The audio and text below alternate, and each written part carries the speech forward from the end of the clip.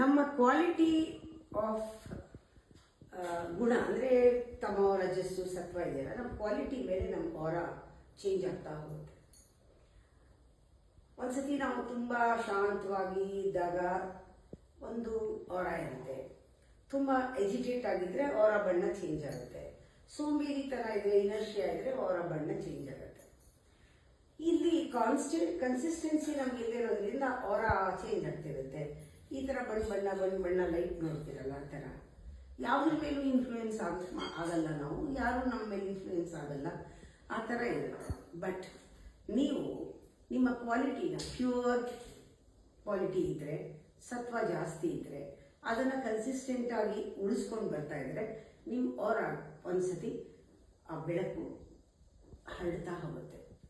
ನೀವು ಡೀಪಾಗಿ ಕನ್ಸಿಸ್ಟೆಂಟಾಗಿ ಡೀಪಾಗಿ ನಿಮ್ಮ ಪ್ಯೂರಿಟಿ ಬರ್ತಾ ಇದ್ರೆ ಲೈಟು ಪವರ್ ಜಾಸ್ತಿ ಆಗುತ್ತೆ. ಪವರ್ ಜಾಸ್ತಿ ಆಗೋದು ಆಕ್ಯುಪೈ ಮಾಡ್ಕೊಳ್ಳೋ ಸ್ಪೇಸ್ ಜಾಸ್ತಿ ಆಗ್ತಾ ಹೋಗುತ್ತೆ.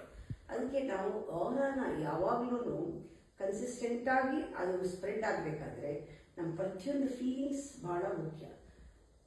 ಅದು ಯೂನಿವರ್ಸಲ್ ಫೀಲಿಂಗ್, ಅಂದ್ರೆ ಸೆಲ್ಫಿಶ್ನೆಸ್ ಇಲ್ಲದೆ ಇರೋದು, ಸೆಲ್ಫ್ಲೆಸ್ ಫೀಲಿಂಗ್, ಎಲ್ಲರಿಗೂ ಇನ್ಕ್ಲೂಷನ್, ಇವೆಲ್ಲ ನಮ್ಮಲ್ಲಿದ್ದಾಗ ಆ ಪ್ಯೂರ್ ಆರ ಸ್ಪ್ರೆಡ್ ಆಗ್ತಾ ಹೋಗುತ್ತೆ. ಇದಕ್ಕೆ ಬೌಂಡ್ರಿನೇ ಇಲ್ಲ. Later you feel that you are unbounded. ಆಗ ಆಟೋಮೆಟಿಕ್ ಆಗಿ ಯಾರ್ಯಾರಿಗೆ ಆ ಶಕ್ತಿ ಇದೆ ಅವರೆಲ್ಲ ಈ ಆರ ಒಳಗೆ ಬಂದ್ಬಿಡ್ತಾರೆ.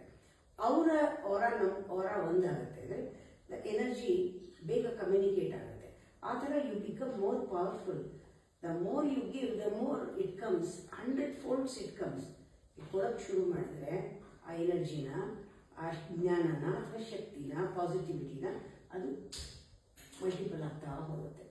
ಅಂದರೆ the whole universe become your ಆರ. You become the centre of the universe.